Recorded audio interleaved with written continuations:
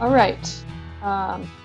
So those are our 2 questions, and I'm going to try to keep time at the end of our introductions. I'll try to kind of split the time in half, and we can switch from the first question to the second one halfway through. Okay. Hi, I'm Sherry Smith. Okay. Yeah, I'm just along for the ride.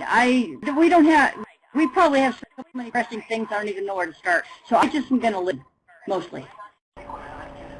My name is Doug Smith from Reno Friends Meeting. Sherry is proudly from Reno Friends Meeting. And I think we're a pretty small meeting, and so I think anything that's going on in other meetings that we can get suggestions regarding a business meeting, it'd be great. All right. Well, Eric, also I invite you to introduce yourself by typing. And we're going to move on to Georgia. And I hope, let me see, I'm going to unmute you. So Georgia. Can you hear me? Yes, yay. Hello. All right. I'm Georgia Foster. I attend a worship group here in Sheridan, Wyoming. I'm also involved with North Pacific Yearly Meeting committees. And I have a friend that's also from our meeting. Hello, I'm Ted Lapis, and I'm delighted to join you. We belong to Wyoming Friends Meeting. It's a meeting that with members from all across the state, and we gather 4 or 5 times a year, and I see from my experience with North Pacific Yearly Meeting that our Wyoming friends have a lot to learn about process, and I'm eager to hear what there is to be said tonight to get some suggestions of how we might improve our business meetings. Great, thank you so much. Great. So I'm going to mute Hillary. Now. So I'm going to unmute Hillary. Yeah, so Hillary, do you want to introduce yourself?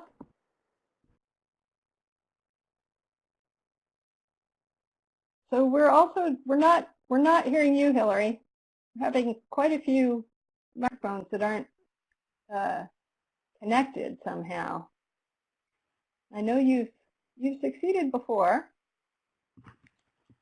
Let's move on to Janet Nicholson. And Hillary, once you get yourself set up, come on back. So Janet Nicholson, do you want to introduce yourself? Can you hear me? Yes. Oh, excellent. Yeah. I am from Media Meeting, which is outside of Philadelphia, but I live in central Pennsylvania, which is Hershey. I got the notice on a newsletter from my meeting. I would say our biggest struggle is that process and sometimes process is used as a weapon, and that I wish our meeting would return to silence when we find ourselves in difficult space. So that's sort of, and I'm just there. I love looking at all the faces. This is just a treasure to be on site with you all. Hillary Burwell, Sacramento Friends Meeting, Pacific Yearly Meeting. I'm on oversight, and I've just really enjoyed last month's discussion, and there was just so much to learn, and that's why I'm back.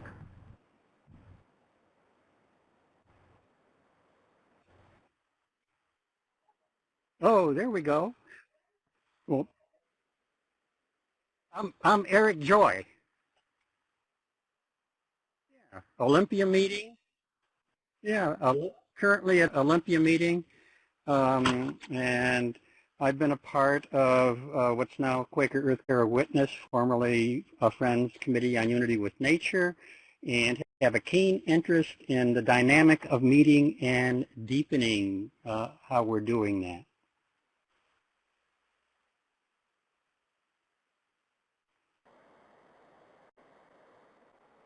There are 1, 2, 3, 4, 5 of us. Marianne and Sharon. Virginia? Serena. And so we're all sharing one screen, obviously, and I can't speak for everyone, but I'll speak for myself, and others can certainly do the same. I'm always interested in the extraordinariness of Quaker meetings for worship on the occasion of business working as well as possible, because it's a revelation when it does, and it's very easy to subvert. So I'm always looking for good ideas on how to make it as good as it possibly can be. You know, I've just always hesitated to take on the task of clerking meetings for worship for business, because it's such a it's very challenging sometimes. There are many ways that friends can help the clerk, and there are many ways that friends sometimes forget our process. So I'm interested in learning more about how to do it right. I'm interested in getting a sense of the meeting when the people who come to the business meeting maybe haven't been part of the decision-making process all along, or maybe they're not very informed. Sometimes think that if we don't agree with whatever they said, that they're not being listened to. So kind of trying to figure out how to encompass all of that in a friendly way.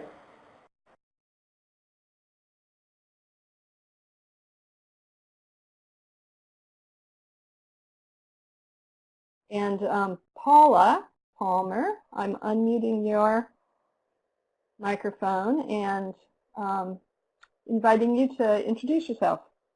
Hello, can you hear me? Yes, very well.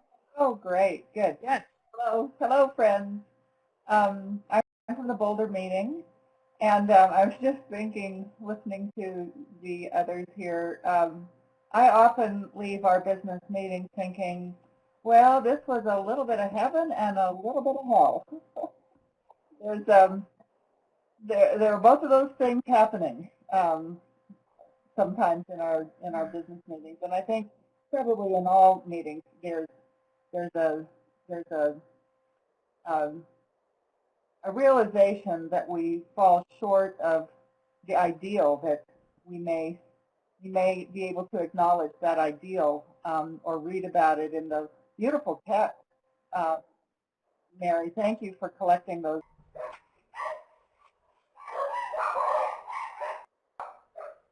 How about you, Rachel? I'm going to unmute, at least it appears to me I've unmuted your microphone. Did you manage to get it hooked up? Can you hear me? Yes. Cool. Okay. I'm Rachel Findley, and I'm also from Strawberry Creek Meeting. I think there are 5 of us here tonight. And I really enjoyed our conversation last month. And this month, I think the question that we're addressing is very, very well spoken. How do we stay focused on God's will for the group rather than on individuals' opinions and worries? I think that summarizes what I would like to see and what I often do see in our meetings for business. Okay, wonderful. Okay, I'm going to try taking some notes during the conversation. So what I'd like to do is to, let's see, it's 7 o'clock, so if we shift gears, like say at 7:27 or something, and then save maybe 5 minutes at the end to worship together. That would be good. So before 7:30, I'm going to ask if we shift gears to the second question about kind of, dealing with hurt feelings. But before feelings get hurt, we go in with best intentions to do things, in the best of all possible utopian Quaker worlds, and follow practices that help us stay focused on God's will for the group rather than on individuals' opinions and worries. So what I'd love is just, I think we all would love to hear some ideas of things that you've seen in your meetings that have actually helped in that regard. So, Mrs. Marianne, I think one of the best tools we have, or two of the best tools we have that I've used when clerking have been to remind friends to clerk themselves,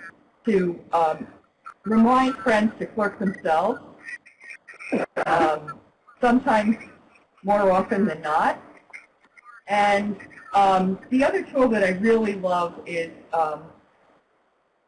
asking friends to come to silence. Seem to require more settledness than it's being exhibited.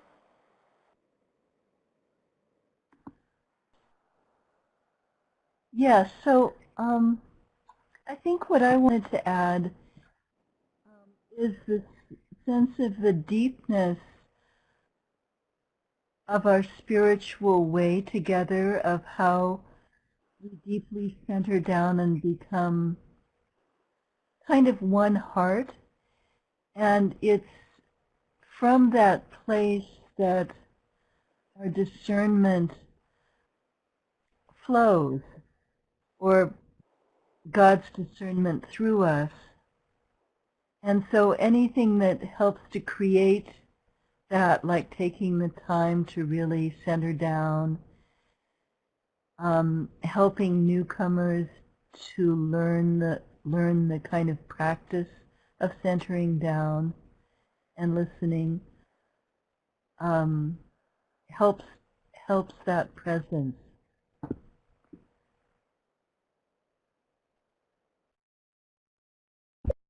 Right, very good. So Hillary, I have unmuted you.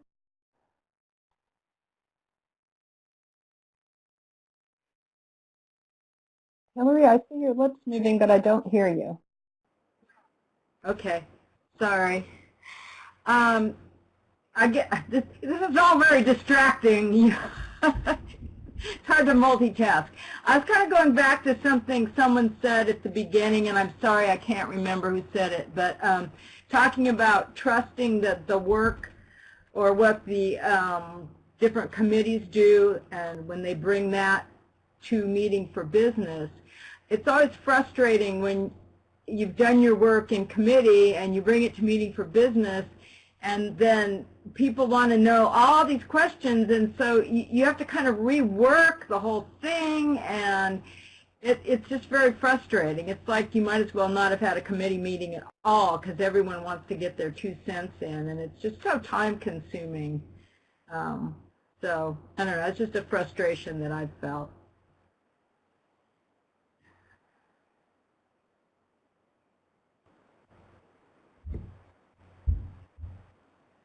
This has come up a couple times, and I'm wondering if anyone can think of examples in their meetings where that, that there's been something the clerk has done to help get through that impasse of friends not trusting their committees. And I'll just leave that question out there for a second. Georgia, would you mind just reading some of the comments to you that seem to be the most outstanding ones that speak? Yes. Here's one. I'm not sure it's particularly on this topic, Pablo, he says university monthly meeting used to have a guideline for committee clerks. Where they outlined what monthly meeting needed to know to make a decision. That was in response to something else. And now, then he said, we asked friends not to repeat, not to say what they or someone else has already said. Oh, and then Pablo adds, if you can be called on again if you have new light. Now let's see if I can find Karen's. Karen says, this is in regard to how much detailed background, reasoning, and seasoning might be shared. She says, this raises the question about the range of authority for committees. I find differing perceptions about this in BFM.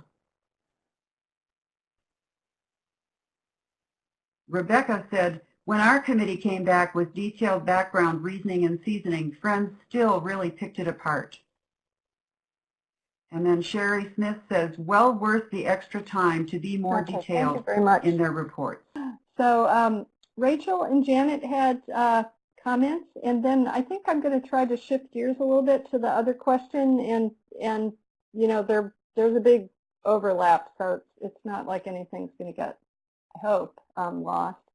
So Rachel, I'm going to put down your hand and make sure you're unmuted. Yeah, so Rachel, you should be able to talk. Okay, can you hear me? Yes. In thinking about the question of speaking more than once to an issue, I know for myself, and I have observed also for other people, that sometimes during consideration of something in meeting for business, I become entrained with my own point of view. And I really want to make sure that people understand the issue as I understand it.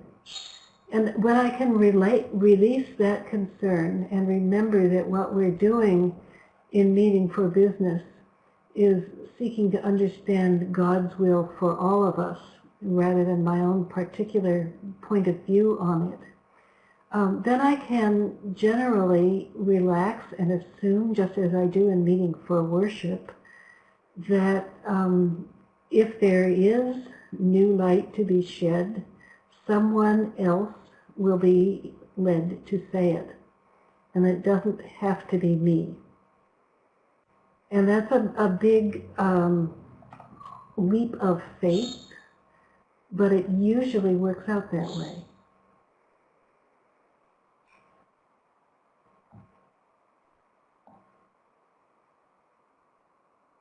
Thank you. Okay, so Janet, you should be able to share.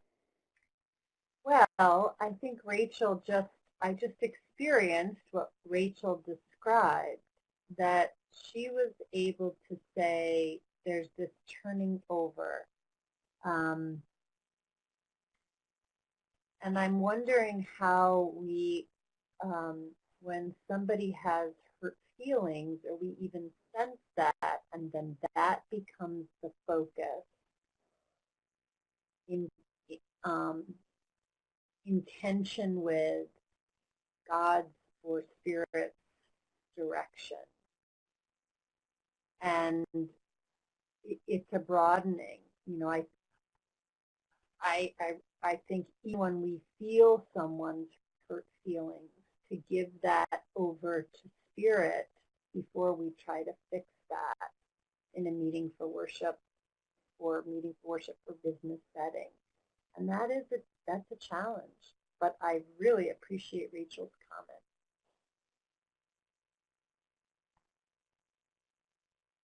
I appreciate your expansion on it. And also you very nicely segued into the kind of second portion of what I thought would be really useful. Yeah, that thing about hurt feelings and disagreements but being open with people, I mean, being able to trust that we can heal from hurt feelings and we need to seek God's will as best we can and not be, I guess, shackled by fear of offending. Anyway, I mean, I should just read the question. So what practices do we follow in our meetings to encourage the healthy open airing of disagreements, forgiveness of hurts, and reconciliation? What are ways to make that work?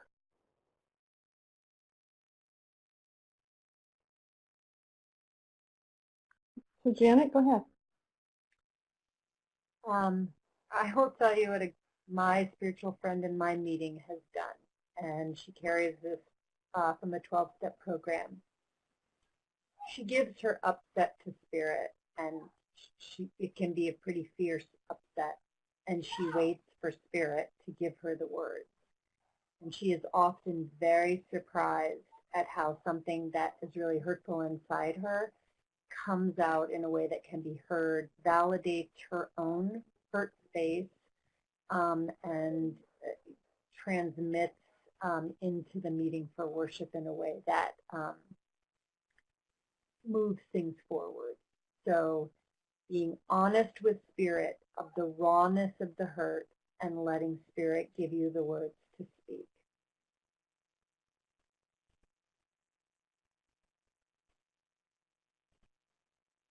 Here, let me get you unmuted. Okay. Can you hear me? Oh, good. Like I said in my introduction, I'm on oversight, and we recently had a clearness committee with a couple of people that were in oversight that sat down with two friends that were having a disagreement. I was just kicking and screaming the whole way. I didn't think, I wasn't sure, let me just say, I wasn't sure a clearness committee was the best way to deal with the situation, but we had just the right people involved, and it seemed to go quite well. So it was kind of a formal way to deal with it, but under the circumstances, there'd been a lot of harsh words, especially emails going back and forth, and it just seemed like it was the only way it was going to get resolved. So we'll see. I mean, you always have personalities, and you never know how things are going to work out in the future, but that seemed to work well for this particular situation. So I mean, it's very interesting to, I mean, I'm going to be thinking about this for a while. How are we called to be involved, as co-meeting members?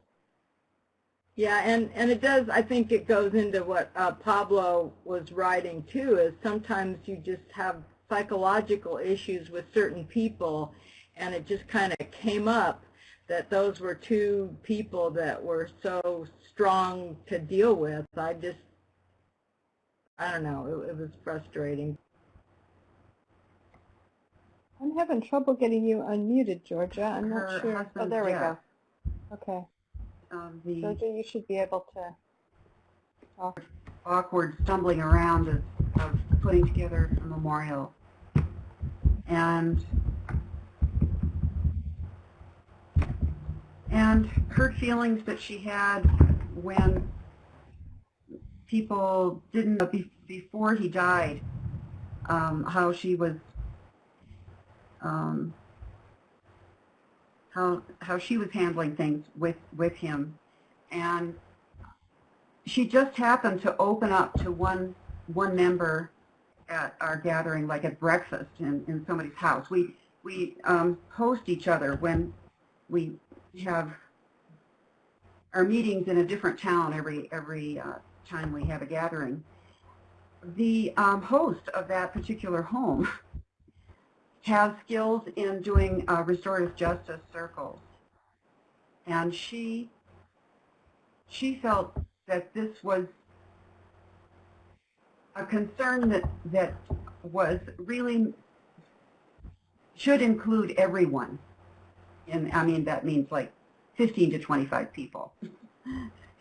So she suggested that we have a circle for this woman the next morning, our last morning together. We have a whole weekend together each time we have our gathering. We heard from this woman. We were asked then to write on a card what we brought to that moment, to that sharing time after we heard from her. So each person wrote a word or two and said the word to her. And then those were put in a basket and passed on to her. And then she was interested in hearing our reflections. And we spoke, each of us that had anything to say about it did speak one at a time, passing a talking stick around the circle. It was a powerful experience, and this woman took those cards and put them up on the windows of her of a door in her study, and she's kept them ever since. And there really was a resolution. We didn't know about how she felt, most of us, and it was a very that worked very, very well. There were other occasions when we attempted to use restorative justice kind of circle in particular, I'm thinking of an instance when there was a disagreement. There were two people that were very much in conflict in the same worship group. And so there was some airing of concern, and there was some changing of how things worked in that community for the good, but it didn't really work. It needed more healing than that could do, and we can't have. I know you can't rely on, have an expectation of an outcome too strongly when you use one of these circles.